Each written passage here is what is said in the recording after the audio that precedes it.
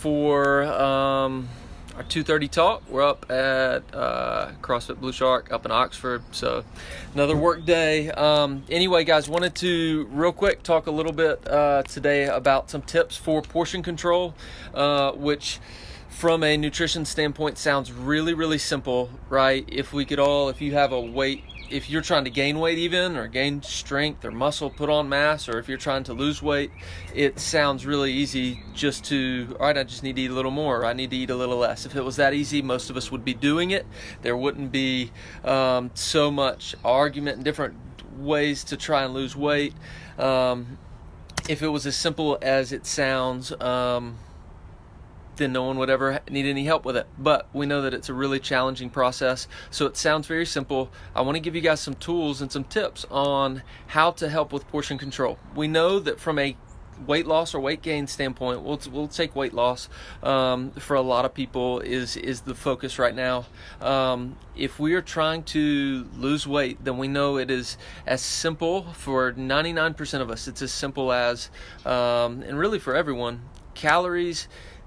Do we bring in less calories than I use in energy in a day for a 24-hour period, right? If I'm bringing in less calories than my body's using with all my activity, with my body function, all these things put together, then we know that we're going to be in a calorie deficit. That's the way that we lose weight, right? If we bring in too much or more than we use in a day, then we're going to obviously put on extra energy. That's how our body is going to store fat, is because we're bringing in extra energy. And so what we're talking about is how can we, just by simply, instead of saying I'm going to go all in this crazy diet, or I'm going to start tracking my food in an app and try to weigh and measure everything that I eat. If I'm consistently weighing 200 pounds, right? Say I'm at 200 pounds and the scale maybe goes up and down a couple pounds, but for the most part, for 6 months, I weigh 200 pounds. That means I'm eating enough calories to sustain a 200-pound body. All right, so for most people, if my goal is now to go to 190 pounds, then I've got a good bit of weight to lose, right? So I need to eat less than I have for the last 6 months, that my body weight stayed the same. So for me to do that, there's a couple tips and a couple ways that I want to help you guys with controlling your portions so that you don't have to go into a crazy fad diet or try something extreme, when it can be as simple as all I need to really do without completely upending my lifestyle. I can live the same lifestyle. I can eat the same foods for the most part. I can still enjoy the same things that I enjoy about my culture and about food, but I just need to eat a little less. And so that's why it comes to portion control, and it sounds simple, but it really, for a lot of people, is a really challenging thing. So 4 ways that we're going to do this. 1, we increase our food quality. Most of us, I would argue that all of us, probably have some area where we could increase our quality and eat a little higher quality foods that's going to be really hard to overeat, and it's going to be much more filling, right? The perfect example is if I took an orange, right? It would be really hard to eat 4 oranges in a row, even if I'm really, really hungry, just to snack on 4 oranges. That's a lot of quantity, right? But for most of us, if we just poured orange juice, right, we could get those calories in orange juice and drink that really, really quick. For us, if we're eating whole foods, right, we're not drinking our fruit juices, but we're eating fruits, we're eating raw veggies and even cooked veggies, as we go up in quality, it's going to be a lot harder to consume the quantity that we normally would eat. Okay, so again, we've all seen examples and pictures of a 400 calorie Chick-fil-A sandwich versus 400 calories of lean meat and raw vegetables, right? The quantity, it just looks drastically different. As quality goes up, then it's a lot harder to eat that much. So that's going to be one way that you can start to bring in less calories. For the second thing is going to be to eat slowly, right? The time that it takes you to eat can determine how much you're going to eat. If you eat really, really quickly, if we talk about this with our clients a lot, distracted eating, right? So if I'm eating and watching TV, right? Then every time I get to the TV, I'm going to start to feel hungry. I'm going to be distracted by what's on TV, and I'm not going to pay attention to the fullness that I'm feeling from the food, or maybe feeling, but I'm so distracted by other things, whether I'm driving or watching TV.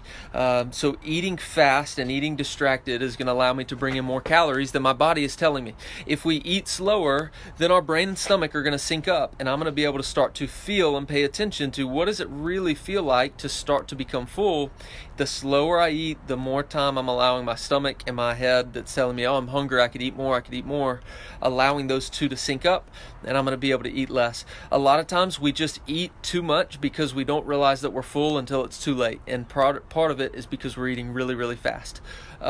Third, so we've got increasing your quality, eating slowly.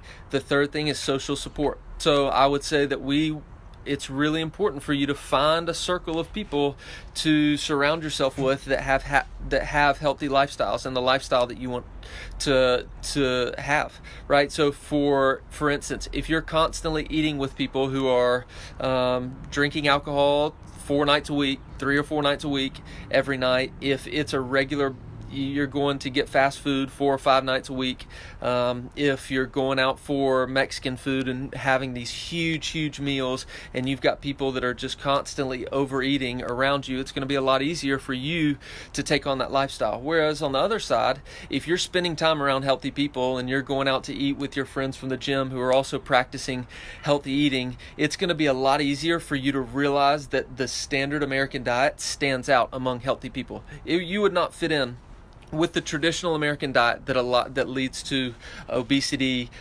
chronic disease. If you were in circles with people that are also eating to bring those things on and to increase the risk of those things, it's going to stand out when you start to eat healthy. Same way with your friends that are concerned with healthy eating and the people that do pay attention to what they're eating. You're going to start to feel bad if you're all of a sudden bringing fast food around. You're going to stand out and you're going to feel the difference. So by practicing a social support circle or having a social support circle that aligns with your values, it's going to be a lot easier for you to practice the things that you know are going to lead to the goals that you have. So finding social support, eating and spending time with like-minded people is going to make it really easy for you to control your portions. And the last thing is just meal consistency. So the more consistent you are with your meals, the easier it's going to be to duplicate that process. When you have a meal and you know you nailed it, it was a perfect balance. You've got lean protein, you've got some fruits and veggies, you've got just a little bit of starch, you've got enough to eat to where you feel good when you're working out. You also have the energy to work out well. If you're able to duplicate that over and over again, then it's going to lead to long-term consistency. If you're trying to eat a different meal 3 meals a day, 7 days a week, and trying to come up with 21 different perfect combinations for you that makes you feel good without overeating, it gives you enough energy to work out, it's going to be really, really hard to do that. On the other side, if you can find a handful of healthy meal or combinations and you can eat over and over again at the proper portion, then you're going to start to be able to tell wherever you are, if you are in a situation you can't control, you're going to have a lot better time just feeling out about what is a good portion size, what is too much, what is too little. So the more that you practice that, the more reps you get of healthy eating and healthy portion sizes, the more you're going to be able to practice that in the long term. And all that takes is just the easiest way to do that is to duplicate your meals multiple times a week, not feel like you've got to eat the same thing or you've got to have a different meal. And it doesn't mean you've got to eat the same thing for 7 lunches in a row every day of the week, but the more practice you get at the consistency, the more you're going to be able to, one, quickly prepare your meals and buy yourself more time during the day to do the things that you love and your work. But it's also going to make it a lot easier for you just in the day-to-day to understand about what is a good portion size for you. So when it comes to portion control, that can be the easiest way to control your weight loss or weight gain to fit with your goals. It's increasing your food quality, eating slowly and just paying attention, not eating distracted, finding a social support circle and spending time around like-minded people, and then trying to duplicate your meals and have as much consistency in your eating as possible. So hopefully that's helpful for you guys with your portion control. Of course, if you have questions about any of that, please shoot us a message and let us know. We look forward to seeing you guys soon. I'll see you at 3 o'clock for our workout.